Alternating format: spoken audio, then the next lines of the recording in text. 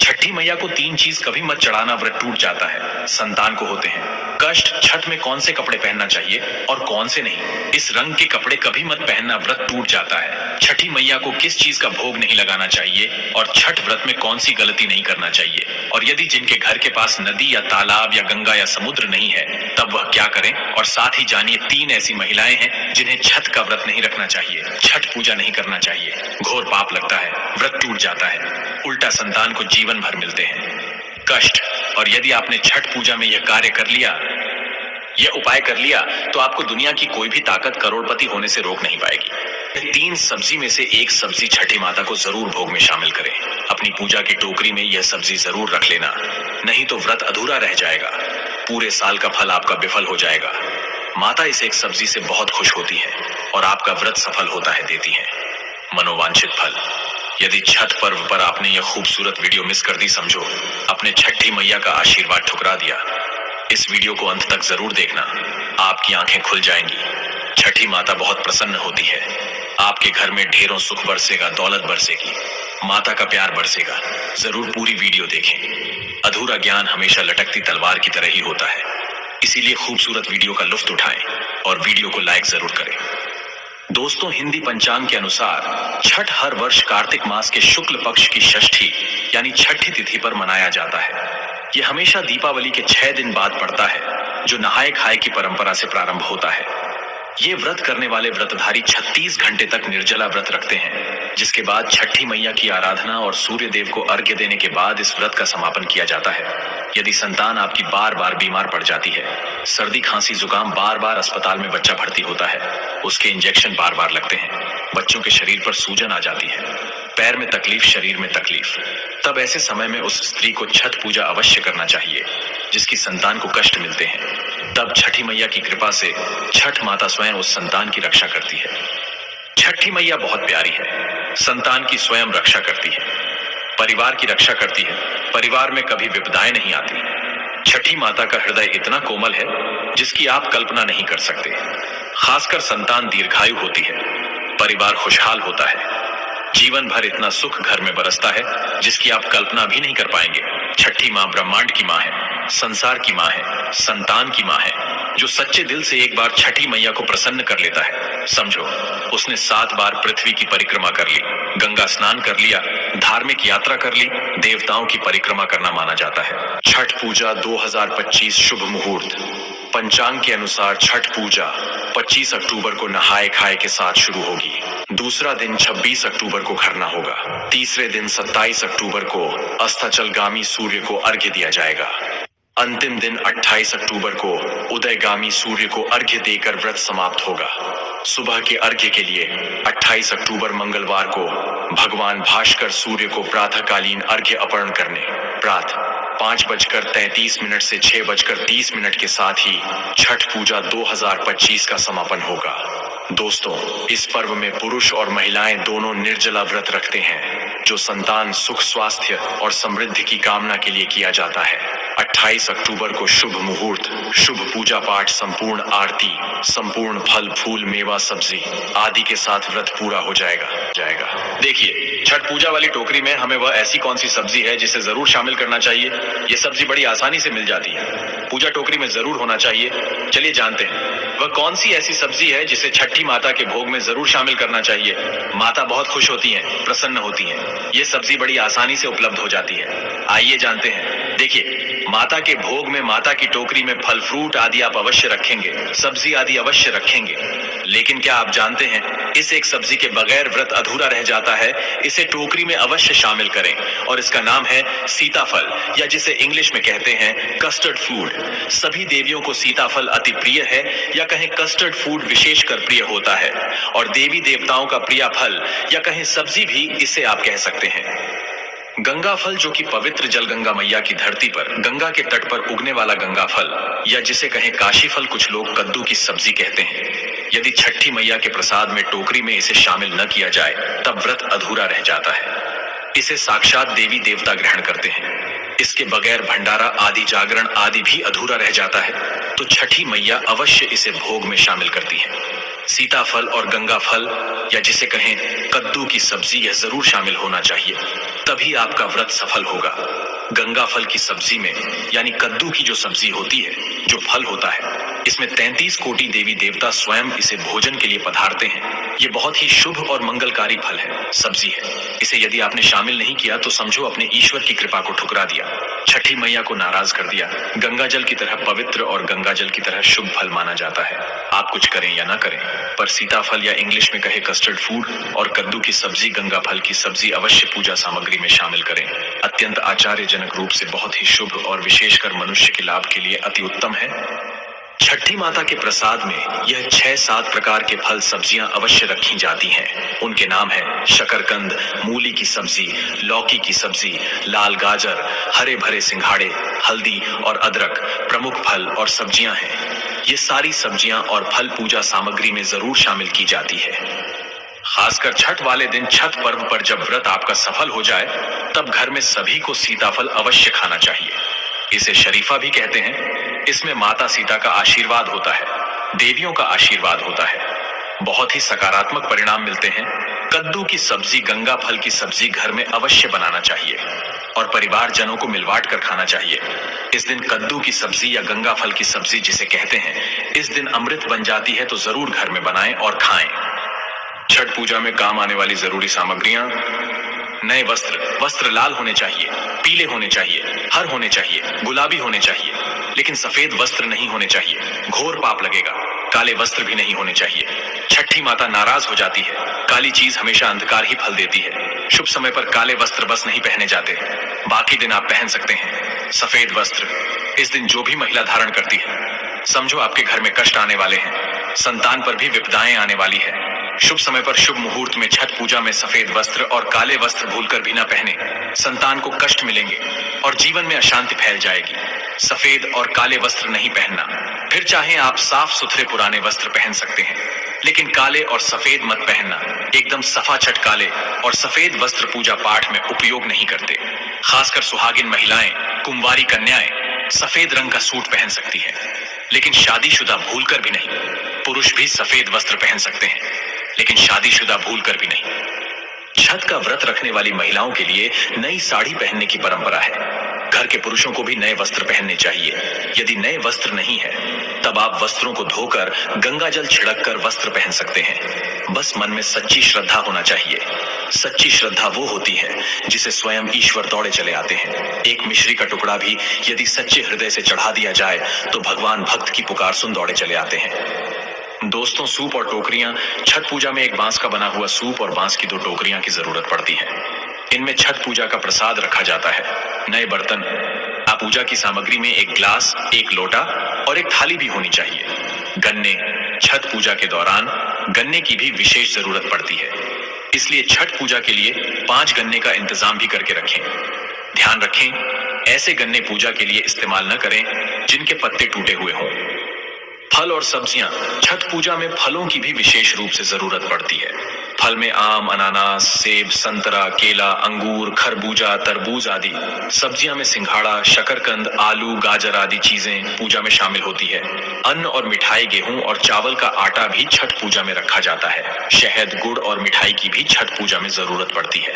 पूजा सामग्री: दूध और जल, धूप और अगरबत्ती, दीपक और सरसों का तेल, गन्ना पत्तियों के साथ, पान के पत्ते, सुपारी, सिंदूर और कुमकुम, हल्दी की गांठ, लौंग और इलायची। अन्य सामग्री: इसके अलावा पूजन सामग्री में ठेकुआ, हल्दी, मूली, अदरक, शरीफा, नाशपाती और बड़ा वाला मीठा नींबू, चावल, पान और सुपारी भी रखनी चाहिए। दोस्तों, एक और बहुत ही इंपॉर्टेंट बात, बहुत ही जरूरी बात है। यह हर किसी भक्तजनों को जानना विशेषकर अति आवश्यक है। जब आप गंगा में स्नान करने जाएंगे, गंगा में जब आप अपने कदम रखेंगे, तो इस मंत्र को बोलना बहुत जरूरी है, नहीं तो पूजा पाठ का फल राक्षस को प्राप्त हो जाता है। आइए जानते हैं गंगा में प्रवेश करते समय मंत्र। क्योंकि आप छठ पूजा के लिए गंगा में प्रवेश करेंगे ही करेंगे, तो इस मंत्र को बोल देना और गंगा में प्रवेश कर जाना, तभी छठ का व्रत पूर्ण होगा। कई लोग क्या करते हैं, बिना मंत्र के गंगा में प्रवेश कर जाते हैं, जो कि उनके समस्त फल राक्षस को चला जाता है। आइए जानते हैं मंत्र। गंगा में छठ पूजा के समय प्रवेश करते समय ये मंत्र बोलते हैं: गंगे च यमुने चैव गोदावरी सरस्वती नर्मदे सिंधु कावेरी जलस्मिन् सन्निधिं कुरु। दोस्तों दूसरा है ओम ह्रीं गंगाये ओम ह्रीं स्वाहा। तीसरा मंत्र है नमो गंगाये विश्वरूपिणी नारायणी नमो नम। चौथा मंत्र है ओम जय गंगे माता मैया जय गंगे माता। इन चारों मंत्रों में से आप कोई भी एक मंत्र बोलकर गंगा में छठ पूजा के समय प्रवेश करें। नहीं तो बिना मंत्र के प्रवेश यदि आपने किया तो सारा फल, पूरे साल भर की मेहनत, साल भर के इस त्योहार में राक्षसों जो होते हैं उसे इसका फल मिल जाता है और आप जिंदगी भर परेशान ही रहते हैं, गरीब ही रहते हैं। हमारे कई हिंदू भाई बहन हैं जो कि बिना मंत्र के गंगा में प्रवेश करते हैं, इसी कारण उन्हें फल नहीं मिलता। हमारे 90 लाख फॉलोअर हैं। हम हिंदू धर्म की सभी बातें तर्क के साथ बताते हैं। हम नहीं चाहते आपके साथ कुछ भी गलत हो और आपका सारा फल विफल हो जाए, राक्षस को चला जाए। इसलिए फल की प्राप्ति के लिए मंत्र तो बोलना अति आवश्यक है। इस प्रकृति का भी एक नियम है, जो प्रकृति के नियम तोड़ता है उसे भैया बुरे परिणाम तो मिलते ही हैं। दोस्तों यह तो रही पूजा सामग्री। अब यह जानना भी अति आवश्यक है। दोस्तों अब हम यह जानते हैं कि ऐसी कौन सी महिलाएं हैं जिन्हें छठ पूजा नहीं करनी चाहिए। लगता है घोर पाप और व्रत टूट जाता है, छठी मैया क्रोधित हो जाती है। हम यह भी बताएंगे माता को क्या चढ़ाना चाहिए, क्या नहीं, खाने में क्या खाना चाहिए और क्या नहीं। हम इस वीडियो में बारी बारी जानकारी बताएंगे। तो वीडियो आज की बहुत ही सुंदर है, अंत तक बन रहे। सुंदर सी वीडियो को पहले लाइक करें और हमारे चैनल को सब्सक्राइब जरूर करें। सच्चे दिल से कमेंट में लिखें जय हो छठी मैया की। छठी मैया स्वयं आपकी संतान की रक्षा करेंगे। आपके घर में छठी मैया खुद चलकर आएंगी, माँ का होगा वास। दोस्तों छठ पूजा का व्रत ऐसी महिलाएं गलती से भी ना रखें, अन्यथा आपकी संतान की मृत्यु हो सकती है। पति पर भारी संकट आ सकते हैं, उल्टा पाप के भागीदार बन सकते हैं। ऐसी महिलाएं छठ पूजा से रहे दूर। दोस्तों कार्तिक मास की षष्ठी को छठ मनाई जाती है। छठे दिन पूजी जाने वाली षष्ठी को बिहार में आसान भाषा में छठी मैया कहकर पुकारना है। यह त्योहार अपितु महाराष्ट्र, झारखंड, उत्तर प्रदेश तथा पश्चिम बंगाल, यहाँ तक कि विदेशों में रहने वाली महिलाएं भी भली भांति इस पर्व को मानती हैं। मान्यता है कि छठ पूजा के दौरान पूजी जाने वाली यह माता सूर्य भगवान की बहन है। सूर्य को अर्घ्य देकर छठ मैया को प्रसन्न करते हैं। वहीं धर्मशास्त्र और पुराणों में मां दुर्गा के छठे रूप कात्यायनी देवी को भी छठ माता का ही रूप माना जाता है। छठ मैया को संतान देने वाली माता के नाम से भी जाना जाता है। मान्यता है कि यह पर्व संतान के लिए मनाया जाता है। खासकर वो जोड़े जिन्हें संतान की प्राप्ति नहीं हुई है तो वो छठ का व्रत रखते हैं। वहीं सभी अपने बच्चों की सुख शांति के लिए छठ मनाते हैं। लेकिन क्या आप जानते हैं कुछ ऐसी महिलाएं भी हैं जिन्हें छठ पूजा का व्रत गलती से भी नहीं रखना चाहिए। यह सबसे बड़ा घोर पाप माना जाता है। महिलाएं ऐसी गलती कभी ना करें। तो चलिए जानते हैं। देखिए सबसे पहले अपनी राशि कमेंट बॉक्स में जरूर डाल दीजिएगा। यदि आपकी राशि के अनुसार हमारे पास कोई उपाय होगा तो वह आकर हम आपके कमेंट के रिप्लाई में बता देंगे। और हाँ, एक लाइक जरूर करें। जय हो छठी मैया की। दोस्तों शास्त्रों के अनुसार जो लोग अधूरी शादी करते हैं वह शास्त्र का अपमान करते हैं। अधूरी शादी जैसे कि कोर्ट मैरिज और शादी के बिना ही संतान की उत्पत्ति कर देना सबसे बड़ा पाप है। ऐसे में छठ पूजा का व्रत ऐसे लोगों को अपनी संतान के लिए कभी नहीं रखना चाहिए, क्योंकि आपने हिंदू रीति रिवाजों के अनुसार 7 फेरे नहीं लिए हैं। और वहीं बिन शादी के जब ऐसे लोग साथ में रहते हैं तो समाज में ऐसा रिश्ता कलंकित होता है। दोस्तों बहुत से लोग ऐसे हैं जो भागकर शादी करते हैं और परिवार को दुखी कर देते हैं। माता पिता को समाज में कलंकित कर देते हैं। माता पिता को रुलाते हैं, परिवार को रुलाते हैं, समाज को बदनाम करते हैं। ऐसे लोग पूरे जन जीवन समस्त संसार के लिए श्रापित हैं। ये देखिए, परिवार को रुलाकर हमेशा रिश्ते अनर्थ ही होते हैं, रिश्ते जुड़ते नहीं हैं।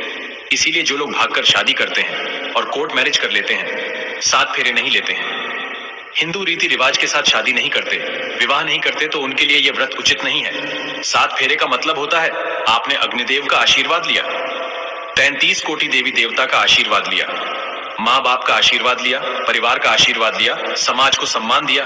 मतलब अब आप पूज्य योग्य हैं, आप भगवान की सेवा कर सकते हैं। आप कोई भी व्रत आदि घमंड के साथ कर सकते हैं। यदि जिस स्त्री को हल्दी न लगी हो, जिस पुरुष को हल्दी न लगी हो, ऐसा विवाह भी अशुभ होता है। शादी में हल्दी अवश्य लगना चाहिए, तभी ही आप व्रत आदि रख सकते हैं, पूजा पाठ कर सकते हैं, किसी भी मांगलिक कार्य में आप शामिल हो सकते हैं। इसीलिए ऐसी स्त्री किसी भी धार्मिक कार्य में तभी सफल व शामिल हो सकती है जब वह अग्नि के साथ फेरे ले ले। ऐसी शादी को ही शास्त्रों में सर्वश्रेष्ठ माना जाता है। ऐसे में अगर आपकी अधूरी शादी है तो आप छठ पूजा कभी ना करें। आपके ऐसा करने से छठी मैया का अपमान माना जाएगा और आपको पाप लग सकता है। दोस्तों, शास्त्रों के अनुसार इस व्रत को सच्चे मन से रखना चाहिए। अगर कोई महिला शौक में यानी बेमन से इस व्रत को रखती है तो उनके पति या संतान की मृत्यु या उन पर कष्ट आ सकते हैं। सच्ची श्रद्धा के साथ छठ पूजा का व्रत रखना चाहिए। इस व्रत के सफल होने से संतान सुख की प्राप्ति होती है। संतान को कष्ट कभी नहीं आते। छठी मैया करती है रक्षा, घर परिवार होता है खुशहाल। जो लोग छठ पूजा करते हैं तो छठी मैया उनके इर्द गिर्द, उनके घर के आसपास सदैव घूमती रहती है, उनकी रक्षा करती है, उनकी संतानों की रक्षा करती है। जो बांझ महिलाएं हैं उन्हें संतान सुख की प्राप्ति देती है। लेकिन सच्चे हृदय से ही माता को पुकारें। दोस्तों, छठ पूजा करने से सैकड़ों युगों के फल की प्राप्ति होती है। परिवार में सुख, समृद्धि, धन की प्राप्ति होती है। छठी मैया की पूजा से सभी मनोकामनाएं होती हैं पूरी। वहीं कुंवारी कन्याएं और पुरुष भी छठ पूजा कर सकते हैं। छठ पूजा का फल कई लाख गुना प्राप्त होता है। इससे व्यक्ति के सभी पाप खत्म हो जाते हैं और सुख समृद्धि की प्राप्ति होती है। छठ पूजा का व्रत पूरा करने से स्वयं छठी मैया आपके पूरे घर की रक्षा करती है। दोस्तों, अब यह भी जान लेते हैं कि छठ मैया को ऐसी कौन सी 3 चीजें हैं जो नहीं चढ़ानी चाहिए, भयंकर पाप लगता है। दोस्तों, नंबर 1, सूर्य भगवान को अर्घ्य देने के लिए तांबे का लौटा ही प्रयोग करें, लेकिन भूलकर भी चांदी, स्टील, शीशा और प्लास्टिक के बर्तन से अर्घ्य नहीं देना चाहिए। इससे व्रत टूट सकता है। दोस्तों, नंबर 2, व्रत के दौरान घर में कभी भी मांसाहारी न बनाएं और ना ही परिवार में किसी को खाने दें। जो लोग इस दिन लहसुन, प्याज का खाना बनाते हैं और खाते हैं तो उन्हें छठी मैया उल्टा बर्बाद कर देती है, श्राप दे देती है। इस दिन छठी मैया को भोग लगता है तो घर में यदि आपके परिवार में किसी ने व्रत रखा है तो आप भी लहसुन, प्याज का इस्तेमाल ना करें। आप किसी और दिन को खा सकते हैं, लेकिन मांस, मदिरा, लहसुन, प्याज आदि ना खाएं। मान लीजिए छठ व्रत आपकी बहन ने रखा है और आप दूर भी रहते हैं, तब भी आप लहसुन, प्याज ना खाएं, नहीं तो उनका व्रत टूट सकता है। साथ ही साथ व्रत के दौरान घर में मदिरा आदि और धूम्रपान भी नहीं करना चाहिए। दोस्तों, नंबर 3, छठी मैया का प्रसाद बहुत ही शुद्धता के साथ बनाया जाता है। उनका प्रसाद हमेशा ऐसे चूल्हे पर बनाएं जिसे ताजी लेपा गया हो। यदि गैस पर बना रहे हो तो गैस स्टोव को अच्छी तरह से धो लें। पहले से बने चूल्हे पर कभी प्रसाद ना बनाएं, इसके लिए नया चूल्हा ही बनाएं। दोस्तों, नंबर 4, सूर्य को अर्घ्य देने से पहले कभी भी भोजन ग्रहण ना करें, घोर पाप लगेगा। व्रतधारी लोगों को पहले और दूसरे दिन सूर्य को जल देने के बाद ही भोजन करना चाहिए। व्रत के दौरान भोजन के प्रति मन में लालसा न रखें, व्रत टूटता है। नंबर 5, छठी मैया से मांगी मन्नत अगर पूरी हो जाए तो आपको अपनी मन्नत का पूरा होने की विशेष पूजा जरूर करनी चाहिए, अन्यथा मैया के प्रकोप का सामना करना पड़ सकता है। नंबर 6, छठ का व्रत करने वालों को जमीन पर 4 दिन तक सोना चाहिए। छठ पूजा वाले कमरे में ही अपना आसन लगाना चाहिए। ऐसे में आपको छठ मैया का ध्यान करते रहना चाहिए। इससे माँ आपके व्रत को संपूर्ण करती है और कोई भी विघ्न बाधा नहीं आती है। नंबर 7, जिस जगह पर प्रसाद बन रहा हो वहां साधारण भोजन भी नहीं बनाना चाहिए। साथ ही साथ उस स्थान पर खाना भी वर्जित है। दोस्तों, नंबर 8, प्रसाद बनाते हुए नमक का हाथ भी किसी पूजा की वस्तु या प्रसाद से नहीं छूना चाहिए। दोस्तों, नंबर 9, पूजा के दौरान अपनी वाणी को बुरी बातों से थोड़ा दूर रखें। जुबान पर गंदे विचार भी नहीं लाना चाहिए। छठी मैया का आशीर्वाद पाने के लिए मन में गंदे विचार नहीं लाने चाहिए। नंबर 10, घर में पूजा के दौरान झूठे बर्तन और गंदे कपड़ों का ढेर बिल्कुल नहीं होना चाहिए। इससे छठी मैया क्रोधित हो जाती है और व्रत टूट जाता है। छठी मैया को साफ सफाई बहुत पसंद है। व्रत के दौरान अपने घर को साफ सुथरा रखें और गंगा जल से छिड़काव अवश्य कर लें। इससे पूरा घर पवित्र हो जाता है और छठी मैया का आशीर्वाद प्राप्त हो जाता है। दोस्तों, आज हम आपको छठी मैया की कृपा पाने के लिए एक ऐसा उपाय बताएंगे जिससे आप सबसे जल्दी करोड़पति हो जाएंगे। मैं छठी मैया की सौगंध खाता हूँ, अगर आपने यह उपाय कर लिया तो आपको दुनिया की कोई भी महाशक्ति, कोई भी व्यक्ति करोड़पति होने से, धनी होने से, धन, ऐश्वर्य, प्रगति, सौभाग्यशाली, उत्तम जीवन साथी, धन संपदा, सकारात्मक ऊर्जा प्राप्त करने से कोई नहीं रोक पाएगा। यह उपाय आप कॉपी पेन पर लिख कर रख लें, आपके बहुत काम आएगा। हम उपाय बताने वाले हैं। उपाय को ध्यान से सुनना, आपकी कायाकल्प हो जाएगी। यह उपाय छठ पूजा वाले दिन ही करना है।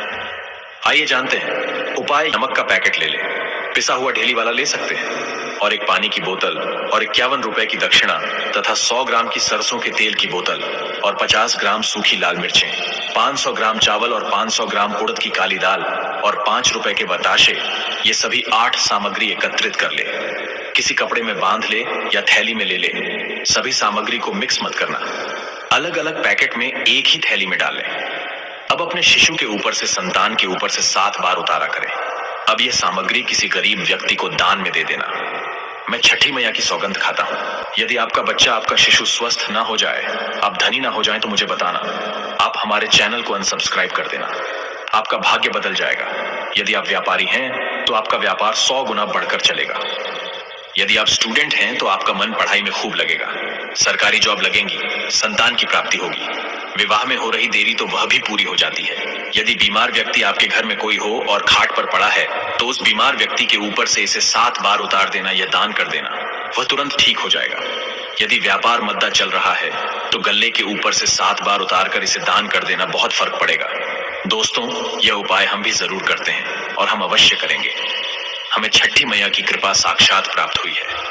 यह उपाय सैकड़ों साल से हमारे बुजुर्ग करते चले आ रहे हैं और यह उपाय मैं अवश्य करता हूँ। आप यह कार्य पूर्णिमा अमावस्या पर भी कर सकते हैं। दोस्तों, एक और महा उपाय, आप नदी या तालाब या समुद्र के तट पर अवश्य जाएंगे छठ पूजा के लिए, तो यह उपाय आपके सोए हुए भाग्य को चमका देगा। आइए जानते हैं। देखिए, छठी मैया की पूजा के लिए आप तट पर अवश्य जाएंगे। तब आप अपने साथ में एक तांबे का सिक्का या चांदी का सिक्का अवश्य हाथ में लेकर जाएं। और जब आपकी पूजा संपन्न हो जाए तब छठी मैया का यह मंत्र बोलकर इस सिक्के को पानी में प्रवाहित कर देना, विसर्जित कर देना। मंत्र है ओम ह्रीं ह्रीं सूर्याय नमः। इस मंत्र को 3 बार बोलना है और सिक्के को जल में विसर्जित कर देना। फिर आप देखना, लंबे समय से जो परेशानी चली आ रही थी वह दूर हो जाएगी। लंबे समय से जो घर में बीमारी थी दूर हो जाएगी। लंबे समय से घर में जो गरीबी थी, किसी का श्राप लगा था, संतान बीमार है, वह ठीक हो जाएगी। आपके जीवन में ऐसा परिवर्तन आएगा जिसकी आपने कल्पना भी नहीं की होगी।